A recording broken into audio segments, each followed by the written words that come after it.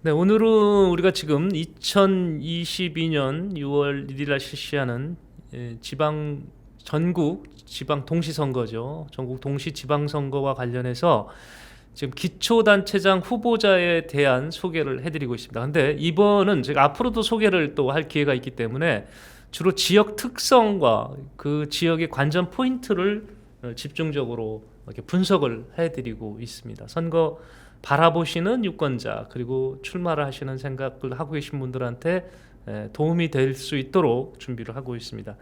오늘은 연수구 편입니다. 자, 연수구 편 보도록 하겠습니다. 지금 내가 살고 있는 지역이 아닌데 굳이 이 지역까지 볼 필요가 있느냐 이렇게 보시는 시청자분들 있겠지만 한번 그 동네도 다 인천입니다. 한번 들여다 보시죠. 어떤 분들이 드디어 저렇게 이름이 오르락 내리락하고 그 지역과 우리 지역은 어떤 면에서 같고 다른지 이렇게 비교할 수 있는 기회가 될 거라고 생각을 합니다. 자, 연수구의 인구를 보니까요. 작년 12월 말 기준에서 38만 9,644명입니다. 이 중에서 지금 송도가 상당히 커지고 있죠. 송도가 커지고 있는데 송도 지역 신도시의 인구가 커지고 있지만 아직은 원도심보다는 작습니다. 원도심이 21만 7,748명이고요. 송도가 17만 1,896명입니다. 아직은 원도심의 인구가 많은 상황이긴 합니다. 전체적으로 38만 9천여 명이 지금 거주하고 있습니다. 행정 관할구역을 보니까 6개 법정동으로 되어 있습니다. 옥년, 연수, 성악, 청학, 그리고 동춘, 그리고 신도시, 송도 이렇게 되어 있고요. 이게 법정동이기 때문에 여기서 행정동을 하게 되면 1동, 2동, 3동 이렇게 분파가 되죠. 이렇게 나눠지죠. 그래서 15개 행정동으로 구성이 되어 있습니다. 올해 예산을 올린 걸 보니까 6,751억을 예산으로 올렸더라고요. 지금 규모는 연수구는 그렇습니다.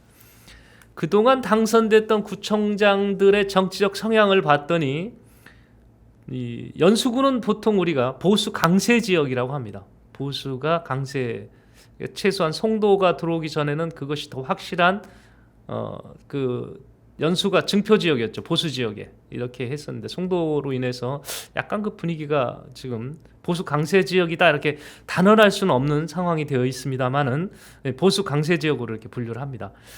그렇지만 구청장에 당선된 분의 정치적 성향을 보면 진보 진영이 3번이고요. 보수 진영이 3번입니다. 7명의 구청장이 나왔는데 3대 3입니다. 그럼 한 분은 뭐냐? 이 부분이 보수도 될 수도 있고 진보도 될 수 있는데요. 우리 초대 민선구청장이시죠. 신원철 전 구청장. 지금은 이제 사단법인 인천 연수 원로 모임의 회장을 하고 계신데 이분이 첫 초대 민선구청장 나오실 때는 민자당, 민주자유당으로 해서 공천을 받았습니다. 그랬다가 새정치국민회의로 옮기시죠. 그래서 두 번째 2대 구청장은 새정치국민회의로 출마해서 당선이 됐기 때문에 이 신현철 전 구청장을 진보로 볼 거냐 보수로 볼 거냐 이에 따라서 숫자가 약간 왔다 갔다 할 수는 있겠습니다. 자, 이게 지금 연수구의 일반적인 특징이고요. 다음 한번 관전 포인트 한번 볼까요? 관전 포인트 올려보세요. 제가 우선 크게 4가지 포인트를 뒀는데 제가 처음부터 하나씩 소개를 해드리겠습니다. 연수는 중앙정치 흐름을 절대적으로 받고 있더라 이렇게 분석을 해봤습니다. 연수 지역은 중앙정치의 절대적인 영향을 받고 있다. 물론 기초단체장 대부분이 그렇습니다만은 꼭 그런 것은 아닙니다. 왜 인천도 무소속이 된 지역도 있고요. 중앙정치 부대가 여당이 섭렵했을 때 야당 후보가 나온 지역도 있고 그렇기 때문에 그런데 연수구는 이런 바람의 영향이 아주 심각한 지역, 아주 심하게 아주 몸살을 앓는 지역 아니냐 이렇게 볼 수 있겠습니다. 다 살펴볼 수는 없고 우리가 5, 6, 7회 지방선거를 통해서 어느 정도의 영향을 받고 있는지 한번 보겠습니다. 5회는 2010년도에 실시가 됐습니다. 이에 앞서서 2008년도 재보궐선거가 있었는데 이때 당시부터 분위기는 좀 이상했어요. 여당 한나라당인 여당의 후보들이 보궐선거에서 잇따라 패배를 하는 전초전이 있었습니다. 그러니까 한나라당이 패배하는 그런 기류가 있었습니다. 정치적 상황을 봐도 천안함 피격 사건이 그 선거를 앞둔 몇 개월 앞둔 3월 달에 있습니다. 천안함 피격 사건 있었고요. 4대강 개발 논란이 계속 거세지고 있었습니다. 그리고 국회에서는 뭐 여야 간의 막 몸싸움, 의원들 간의 몸싸움도 굉장히 심했던 때고요. 이런 그 정치적 흐름과 분위기 속에서 2010년도 5회 전국 동시지방선거가 열렸는데 한나라당의 텃밭으로 여겼던 강원도와 경상남도에서도 야권 후보한테 패배를 합니다. 그러니까 이 경상남도에서 졌기 때문에 한나라당은 지도부가 사퇴를 하고 이번 선거 졌습니다라고 패배를 인정하게 되는 결정적 계기가 되지요. 그러니까 여당이 패배의 기류가 상당히 그 휘몰아쳐 왔던 것이 제5회 전국 동시지방선거였습니다. 인천의 결과는 어땠냐면요. 민주당이 절반 이상을 휩쓸었습니다. 6석을 민주당이 당시에 가져갔습니다. 그렇다고 4석을 한나라당이 갖고 왔냐? 그건 아니고 한나라당은 한 석에 불과했습니다. 옹진군수, 당시에 조윤길, 옹진군수 한 석만이 한나라당이 가져왔습니다. 또 이색적으로 2010년도 선거에서는 진보연합, 민주노동당 출신인 배진교, 조택상 후보가 민주당과 단일화를 구성하면서 진보연합체를 구성하면서 2석의 자리를 진보연합에서 가져갑니다. 남동구와 동구입니다. 그리고 강화는 안덕수 후보가 무소속으로 출마해서 당선이 됩니다. 그러니까 이 중앙정치 무대가 여권의 패배이기 때문에 당연히 여기도 중앙정치의 흐름을 탄다고 했잖아요. 그러니까 야당 후보로 나온 민주당 고남석 후보가 당선을 하게 됩니다. 자, 6회 때로 한번 볼까요? 상황이 바뀝니다. 6회 때는 새누리당에서 이재호 전 시의원이죠. 후보를 공천을 했는데 이때만 해도 2014년 상황입니다. 박근혜 전 대통령의 영향력이 아주 최고조에 달할 때입니다. 영향력이 정치계에서 완전히 굳건하게 강건한 그런 시점이었습니다. 그러다 보니까 여당의 그 우세가 두드러지게 나타나죠. 우선 시장 선거만 봐도 유정복 전 시장이 승리를 합니다. 박근혜 전 대통령의 영향이 절대적이었다라고 부인할 수가 없는 상황이죠. 그리고 야당에서는 세 곳의 후보만 당선을 시키는데 새정치민주연합이죠. 계양 당시에 박형우 현 구청장이기도 합니다. 이번이 지금 3선이라 이번이 마지막인데 계양, 그다음에 부평의 홍유영 전 구청장, 남구청의 지금 미추홀로 이름 바뀌었습니다만 남구청의 박우섭 전 구청장 세 곳만 야당이 승리를 하고 세 곳 있죠. 그다음에 6 곳에서는 새누리당이 승리를 합니다. 강화는 역시 민주당 무소속으로 나온 이상복 후보가 당선이 됩니다. 자, 이때 당시에 연수구는 여당의 승리 깃발이었습니다. 전국에 이때 당시에 여당 후보로 나왔던 이재호 후보가 당선이 됩니다. 그게 6회 때 상황입니다. 7회 때 한번 볼까요? 자, 2018년도 얘기입니다. 2018년도에는 잘 아시는 탄핵 후유증이 있을 때입니다. 2017년 3월에 박근혜 전 대통령이 탄핵이 있었고요. 그해 5월에 문재인 대통령이 당선이 됩니다. 이때 분위기는 민주당 깃발만 꽂아도 다 당선된다는 얘기가 나올 정도의 분위기였습니다. 정치적 흐름이. 자, 이러다 보니 인천에서도요. 9개 지역에서 민주당 후보가 당선이 됩니다. 강화의 유천호 후보만을 제외한 당시에 자유한국당 유천호 후보를 제외한 나머지 9개 지역에서는 민주당이 싹쓸이를 합니다. 자, 더불어민주당의 이때 당시의 후보는 고남석 후보였습니다. 그래서 고남석 현 구청장이 2018년도에 당선이 되는 것입니다. 5, 6, 7에 놓고 보니까 중앙정치의 흐름이 그대로 판박이로 진행이 되고 그대로 이루어졌던 것이 연수구 지역의 기초단체장 선거 결과였습니다. 또 하나의 관전 포인트가 있는데요. 송도 지역의 표심이 한번 살펴볼 필요가 있겠습니다.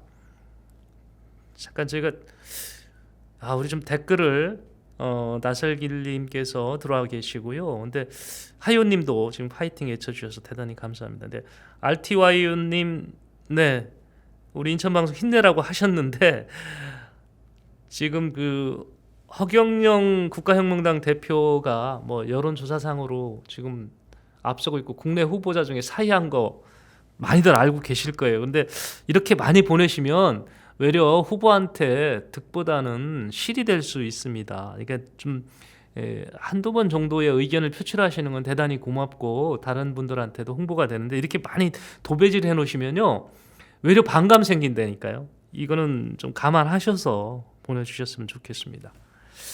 자, 송도 지역 표심을 보면 우리 보통 신도시가 그렇습니다. 대략 신도시 보면 한쪽으로 치우치는 표쏠림 현상이 강한 곳이 많아요. 특히 신도시의 젊은 층 유입이 된 지역에서는요 진보 색채가 좀 강한 것도 사실입니다. 근데 송도도 그럴까요? 자, 송도 2020년 선거를 한번 보겠습니다. 2020년 21대 총선이죠. 이게 다른 지역처럼 표쏠림이 심하다고 한다면 이때 당시에 여당의 표쏠림이 심했으니까 정일영 후보, 정일영 의원께서 지금 현 의원이죠. 이분이 최소한 50-60% 이상 가져가면 송도도 똑같이 적용이 된다. 이렇게 볼 수가 있겠죠. 그렇게 얘기할 수가 있을 겁니다. 그런데 지금 21대 선거를 놓고 보니까 송도 지역 표심이 그렇지가 않습니다. 정일영 현 의원이 그때 당시에 41.7%의 득표율을 보였습니다. 그리고 야당이었던 민경욱 후보가 39.4%의 득표율을 보였습니다. 미래통합당 후보로 나왔던 민경욱 후보죠. 이 두 분의 표 차이가 불과 2,893표입니다. 미미합니다. 표쏠림이 없었다는 거죠. 또 하나 특이한 부분이 여기에 정의당 후보로 나왔던 이정미 후보입니다. 이정미 후보가 다른 지역에 보통 정의당 후보가 갖고 갈 수 있는 표가 우리 보통 한 자릿수에서 이렇게 그쳤었는데 이 지역에서 무려 18.3%가 나왔습니다. 표로 환산해 보면 23,231표입니다. 그러니까 이정미 후보에 대한 지지율도 이렇게 많이 나온 겁니다. 이를 놓고 보면 송도 지역은 쏠림의 현상이 두드러지지 않다. 더더욱이 그때 당시 21대 총선 때 보면 송도 1, 2, 4동에서는요 오히려 민경욱 후보가 앞섰습니다. 자, 이걸 놓고 분석을 해보면 송도는 여당, 야당 이게 중요한 것이 아니라 송도 발전을 시킬 수 있는 사람한테 표를 던졌다. 이렇게 분석하는 것이 더 맞을 것 같습니다. 그러니까 송도는 다른 신도시와 달리 정말로 표쏠림은 없다. 지금까지 선거는 그랬습니다. 물론 6월 선거에서는 어떻게 될지 그건 또 한번 관전 포인트로 보실만 하겠습니다. 네, 제가 지금 말씀드렸던 걸 우리 화의원님께서도 도배 홍보하면 오히려 허경영 우리 명예대표가 더 싫어할 수 있다 이런 얘기를 하셨네요. 네, 의견이 뭐 다를 수 있고 반발할 수도 있겠지만 여러분들께서 이런 지적을 해오신 거니까 RTY님 참고를 해주셨으면 고맙겠습니다. 자, 그 다음에 또 어떤 포인트가 있냐면요, 이겁니다. 과연 연수구에서 여성 공천이 이루어질까요? 자, 이 부분입니다. 이게 어떤 의미냐면 지금 뭐 양당이 비슷합니다만은 국민의힘도 당헌 당규상 10%를 여성 후보에게 공천하도록 아마 명시화돼 있을 겁니다. 그렇다 하면 지금 다른 지역도 여성 후보들이 지금 얘기가 나오고 있습니다만은 연수구도 2명의 여성 후보가 지금 움직이고 있습니다. 지금 현재 연수구의 의장 맡고 있는 김성애 의장이 있죠. 원래 민주당이었는데 그 경선 과정에서 문제가 당하고 좀 갈등이 있었죠. 이 바람에 탈당을 해서 국민의힘으로 온 분인데 이분이 2선입니다. 2선 구의원 김성애 의장이 있고, 그리고 전 시의원을 지냈고 이제 경제 전문가로 활동을 하고 있는 노무사 출신의 이성옥 전 의원이 있습니다. 이분께서는 그동안도 구청장 후보로도 물망에 올랐었기 때문에 두 분의 움직임이 지금 과일차게 지금 활동을 하고 있죠. 그런데 과연 이분들을 위해서 여성 단수 공천, 전략 공천이 이루어질 것인가 하는 것도 한번 포인트로 볼 필요가 있습니다. 그 전에 그 관례를 보면, 사례를 보면 여성 공천이 10% 명시가 됐다 하더라도 꼭 진행되지는 않았습니다. 중앙당에서 입장을 강하게 정리해서 내려보낸다 하더라도 첫째 관문은 지역에 있는 당협위원장, 시당 입장이 우선되는 경우가 많았습니다. 당협이나 이쪽에서 우리는 그렇게 못합니다. 아니 제가 다음 선거에 나와야 되는데 내가 왜 후보자들 이렇게 많은데 이분들 여성으로 해주면 남성 후보들은 나를 원망할 텐데 저는 수용 못하겠습니다. 이게 강하게 나가면 이 부분이 또 이루어지지 못했습니다. 또 하나가 10%라는 비율이 인천을 놓고 10%가 아니고 전국을 놓고 10%입니다. 그러니까 경기도에서 20%가 됐으면 인천은 10% 안 해도 되는 거죠. 빠져나갈 군용은 있는 거죠. 자, 이렇기 때문에 이 부분이 사실 어렵게 진행돼 왔던 겁니다. 여성 후보 내기가 쉽지 않았다는 얘기죠. 그렇지만 인천은 또 안 낸지도 않았습니다. 여성 구청장도 있었고요. 그러다 보니까 이에 대한 기대치가 올해는 좀 많이 높은 것 같습니다. 양당이 모두 정치적 쇄신 이런 거를 주장하고 있기 때문에 이번에는 여성 그 후보자한테 기회를 확실하게 보장하지 않겠냐 이런 기대감을 지금 갖고 있는 분위기도 있습니다.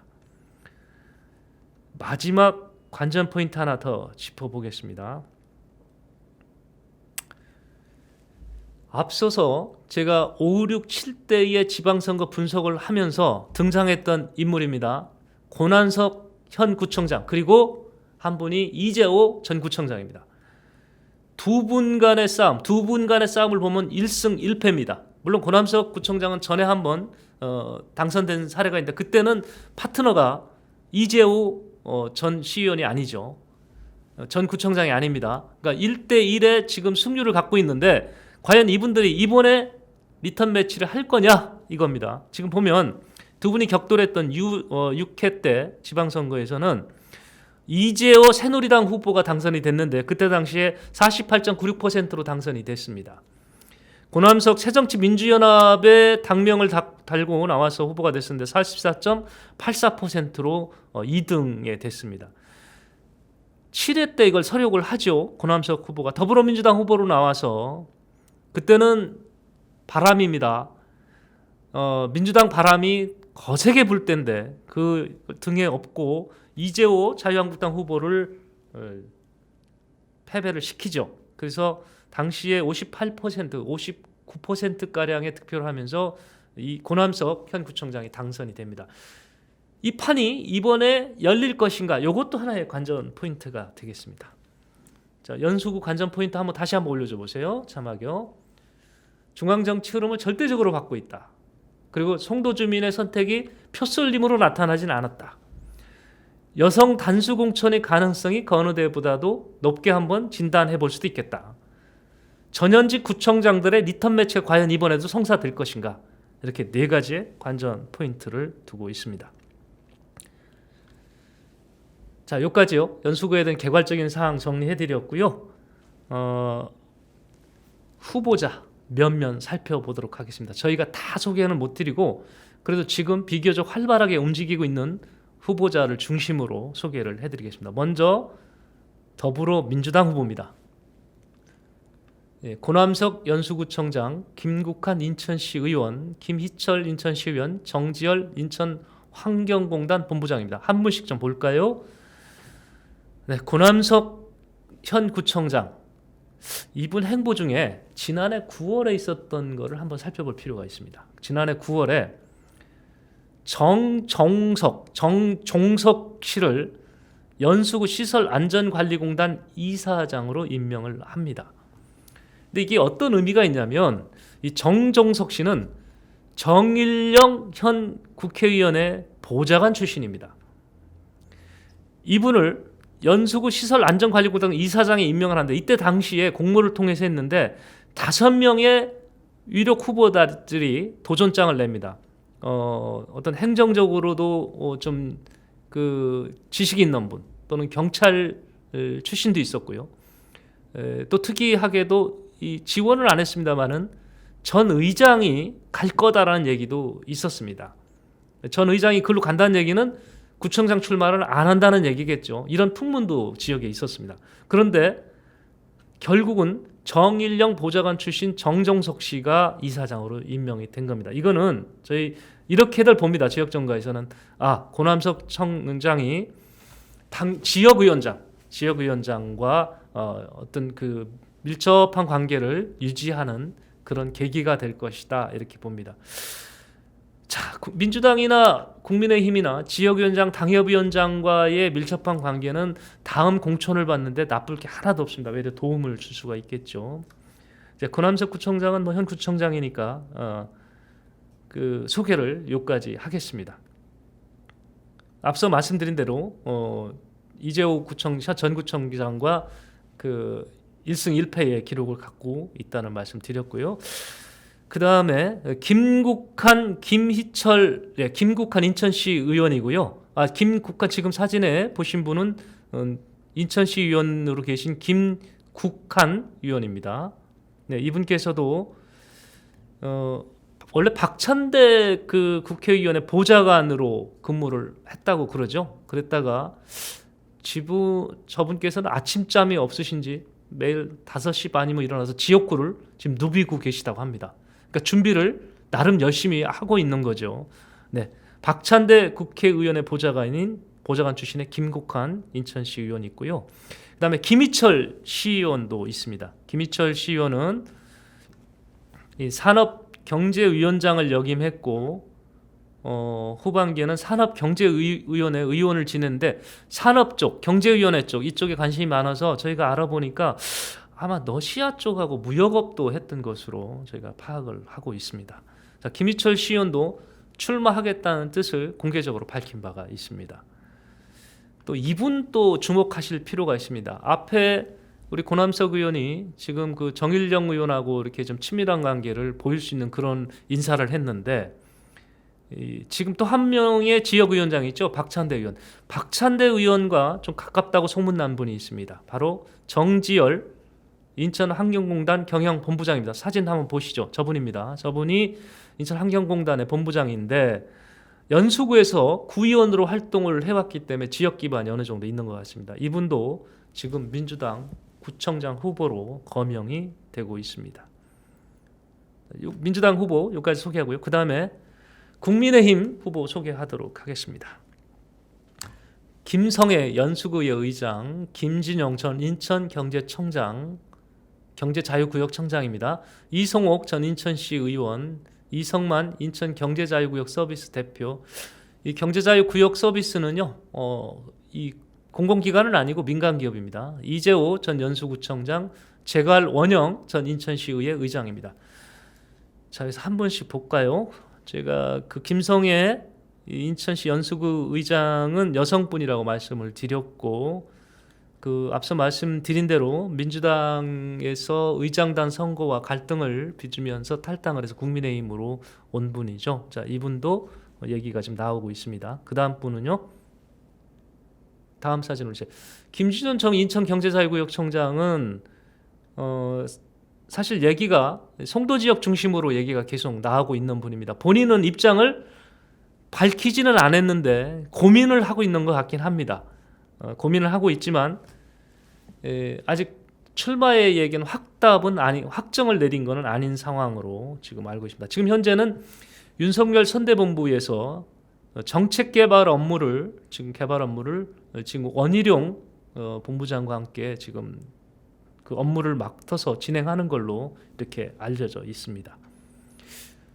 다음 지금 거명되는 분 이성만, 지금 현재 인천 경제자유구역을 다루는 그런 전문 유튜브 방송을 좀 하고 있죠. 예, 민간기업이라고 말씀을 드렸고요.